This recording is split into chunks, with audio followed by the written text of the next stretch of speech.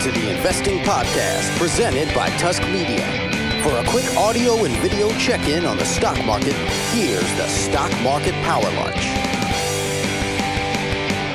What's up, everybody? Welcome back to the Investing Podcast, presented as always by Tusk Media. Go ahead and follow us on Twitter at Tusk Media LLC. Lots of cool stuff going up this week, talking primarily about Bond Week. That's right, we've been hyping this thing up really since we started the podcast, and thus far it's being pretty well received. We've got one episode up, and people are downloading it. So that's literally all we can ask for, is have some content up, have you guys listen to it. So thanks for doing that. First episode of Bond Week is called What is a Bond? So it addresses that age-old question. I think you'll enjoy it. It's myself talking with Matt Burton. He's, of course, the founder and president of Narwhal Capital Management, which is our parent company. So check that out. We've got another episode coming up this evening. We're going to talk about different types of bonds, and then we're going to kind of continue progressing throughout the week, getting a little bit more advanced. So all that stuff, you can find all the links and everything on Tusk Media LLC's Twitter account. So check that out. Also, some friendly barbs at some competitors out there, like the Discovery Channel, trying to do Shark Week the same week as us. So check that out. Think you'll enjoy it. As always, leave a 5-star review. We'll read it on air. We're actually going to read some this afternoon. Hit subscribe. Make sure you get all our stuff. Let's talk about the market. The market's up, folks. We were excited about that this morning. It was a good morning, and it's continuing to be a good morning. Checking in real quick on the market, the Dow is up 85 basis points, so a little bit less than 1%, but a solid day, especially compared to the bloodbath of Friday and Monday. So we're happy to see that. S&P up a little more than 1%. NASDAQ up about 1.5%, so a good day there. As you might expect, gold is down. It's down about 0.5%, and the global Dow's up as well. So good day. Oil is rebounding. Lots of good news. The good news really is coming on two fronts. Number one, Brexit. The hangover might be over. We're trying to really establish where we are right now with regards to the Brexit hangover. We're going to try to make the Brexit hangover a bigger deal than the Brexit itself, because I think people should start to think about their actions and take into consideration that votes and drinking too much, they both have consequences, and Brexit is no exception to that rule. So we can't quite tell if the Brexit hangover is over.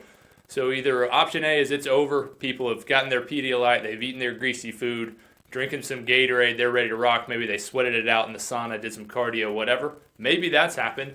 Or maybe they said, you know what, there's too much regret here to move on. We want to change our minds, and we're just going to keep pounding a few beers throughout the day. So we're not quite sure what's going on there. We talked a lot about that during the morning market mimosa. Again, Britain wants to basically reevaluate their Brexit vote. I don't know if that'll happen, but a large swath of people, about 10% of the total population that voted last week, is already saying, hey, we want to redo. Some of those people are coming from both camps, both the people that voted to stay in the EU and the people that voted to leave. Both sides are kind of weighing in saying we want to redo this thing. So definitely a story to keep an eye on, but at any rate, the market has viewed that positively. We're happy to see it. We're not going to complain. The FTSE, which is the British index over there, it closed up about 2.5% today, about 2.6 to be exact. So that's good news. We're hoping that continues to carry over. The other good news for the U.S., second piece of good news, is the GDP revision. It was revised up to growth of 1.1% for Q1. Previously, it was projected at 0.8% growth. So, I guess that's good. It's kind of one of those weird things that we can put a number out there and then go back and change it several months later. I'm not quite sure why that's allowed, of all the numbers that we're allowed to change several months later retroactively. It seems like maybe GDP would be one that would be on that no change list, but apparently we're allowed to change it. So we'll take that as long as it's revised up. I think we can be happy about that. So one last story to touch on. Gilead had a Hep C drug approved. Stock's up about 3.8%. That's good news for Gilead, a stock that's kind of been suffering lately and really getting hit along with everything else, along with Brexit and all that bad news, but also just kind of struggling, kind of languishing around that $78, $79, $80 mark. It's broken through. It's at about $81 and change. So keep an eye on Gilead to see where that stock goes. Y'all have a great afternoon. We'll be back in a little bit with the Investing Happy Hour. Talk to you soon.